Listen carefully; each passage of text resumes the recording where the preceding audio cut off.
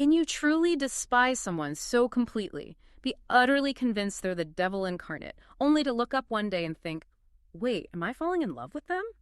It sounds like the setup for a bizarre experiment, doesn't it? It really does. That line between intense workplace rivalry and undeniable attraction can feel so fine, so unpredictable, especially when you're thrown together every single day. It's a dynamic that absolutely fascinates us. What happens when extreme negative feelings are forced into constant proximity with the potential for something else? Yeah, how do those initial perceptions get challenged? Exactly. By sustained interaction, mostly. And that's exactly what we're digging into today, looking at Sally Thorne's incredibly popular book, The Hating Game. We've taken a close look at this story to understand the journey of Lucy Hutton and Joshua Templeman. Right, these two executive assistants in a newly merged publishing house who start as, well, sworn office enemies. Our mission really is to unpack how their intense professional competition somehow, improbably, transforms into this compelling and complicated connection. We want to explore those key moments, those insights from the book that show how their view of each other shifts. And how vulnerability starts to crack through those facades they've built up. And what their story might tell us, about relationships that start under, well, difficult circumstances. Definitely. Before we really jump into the book's details, though, we wanted to quickly mention our YouTube channel, Mindful Moments. It's part of our podcasts.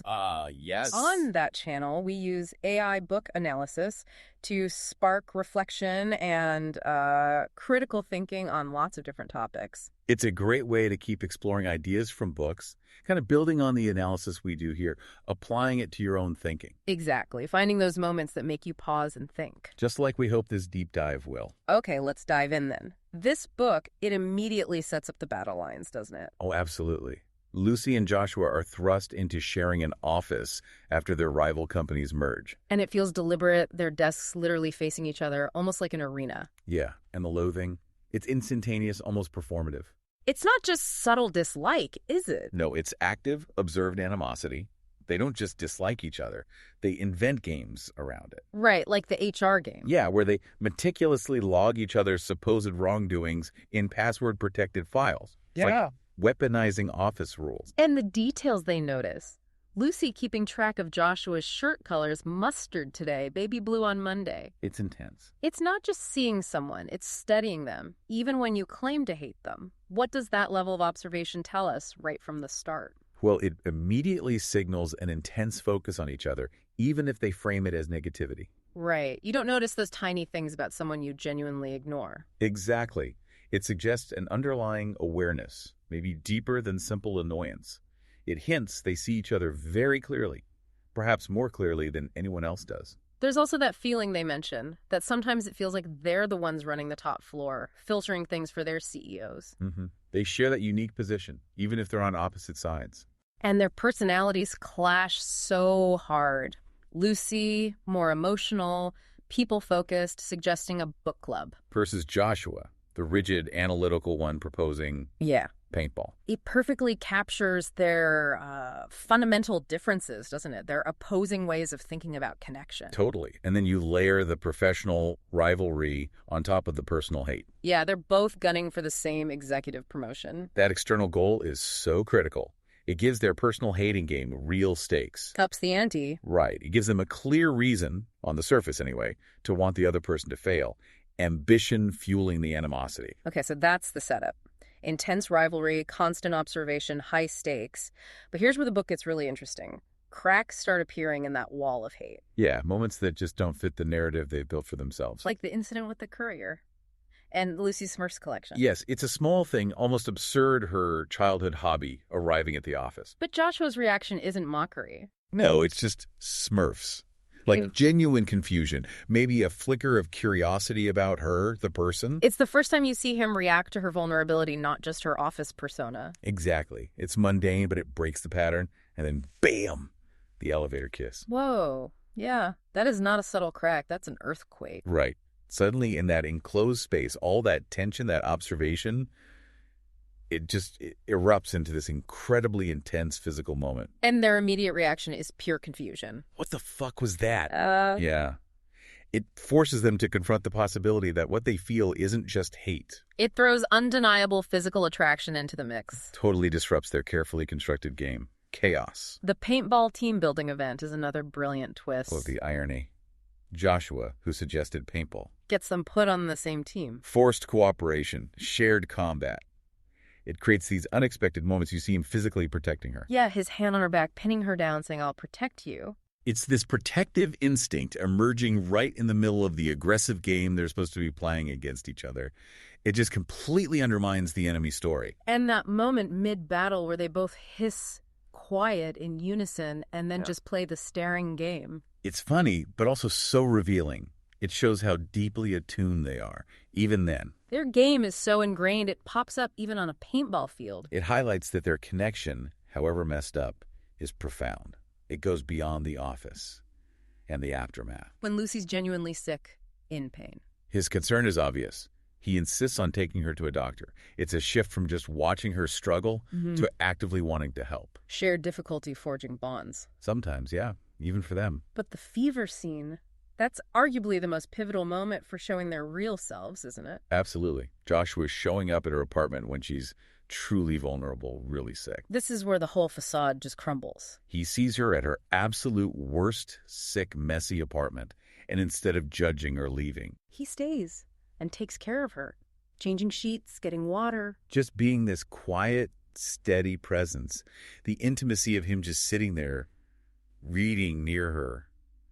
It's a powerful display of care the hating game would never allow. And that moment she reaches out, touches his face. It's small, but huge for them. And her internal reaction, when he laughs or smiles, calling it blinding, addictive, she's seeing the person underneath that rigid mask. And her own vulnerability, telling him, "So bad you have no idea," referencing something earlier. It's her acknowledging the depth of her own feelings, how much his presence means.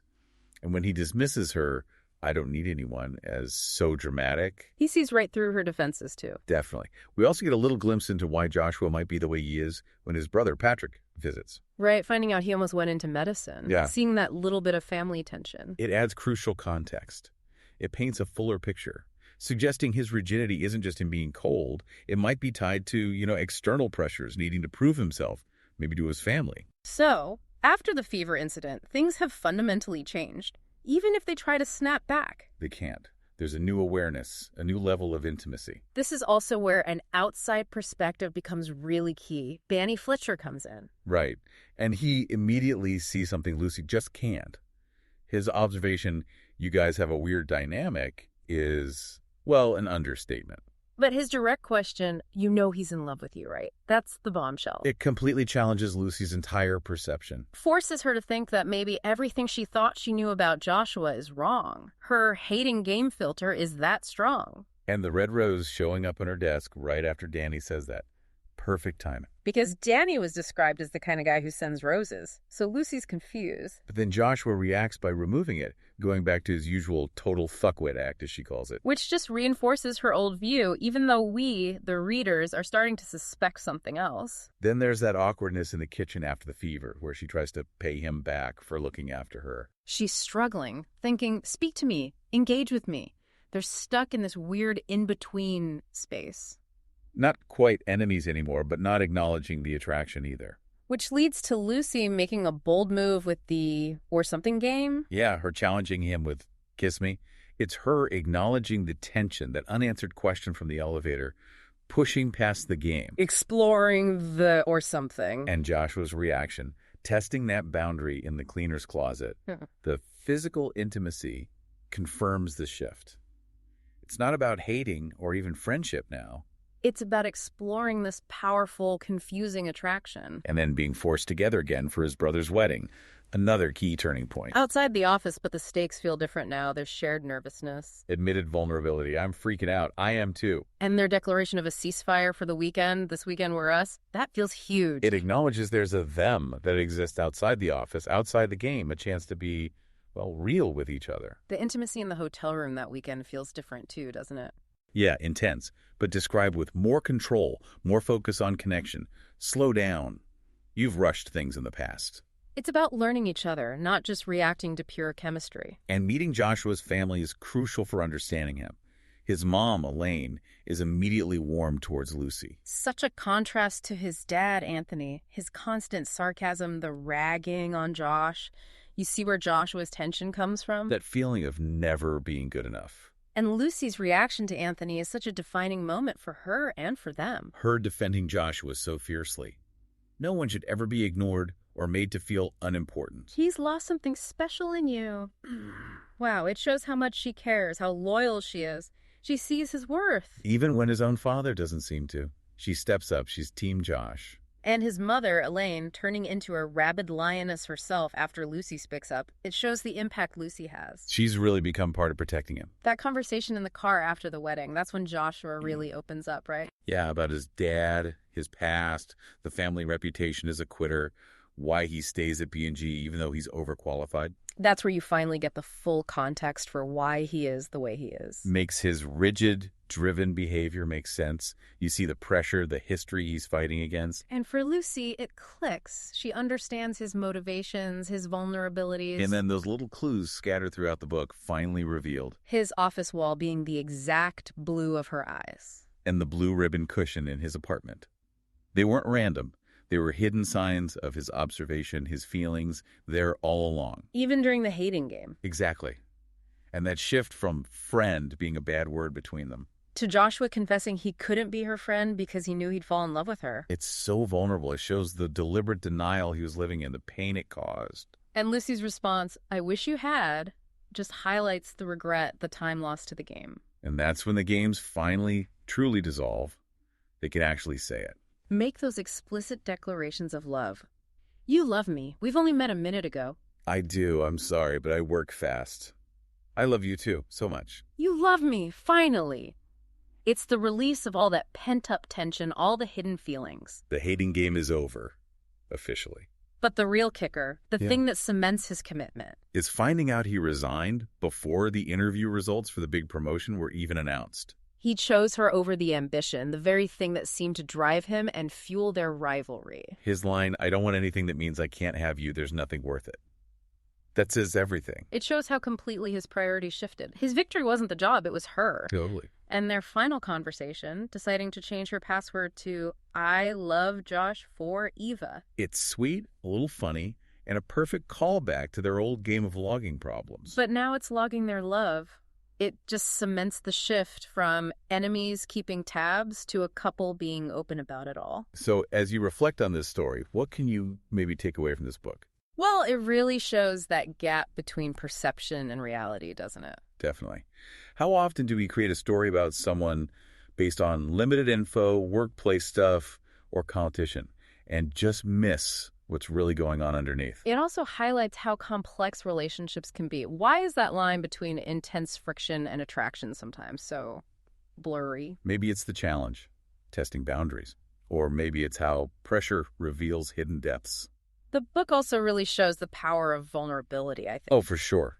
Those moments, sickness, family stress, the wedding weekend, they act like catalysts. Breaking down the walls the game kept up, revealing real character and care. And while so much of their connection was nonverbal, through watching and reacting. Their journey also kind of points to the cost of not communicating directly early on. All those misunderstandings fueled by the games. Ultimately, though, it's a story about finding genuine connection, care, understanding. In the most unexpected, even hostile places. Yeah.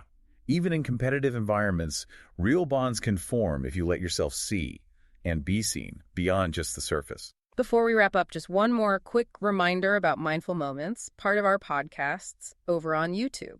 It's a great place to explore more ideas inspired by books, using that AI analysis to help you think critically about all sorts of things. Yeah, fostering that kind of reflective thinking. Definitely worth checking out. Absolutely. So here's something to consider as you go about your day. What games might you be playing in your interactions at work, maybe in relationships? And what might those games be hiding?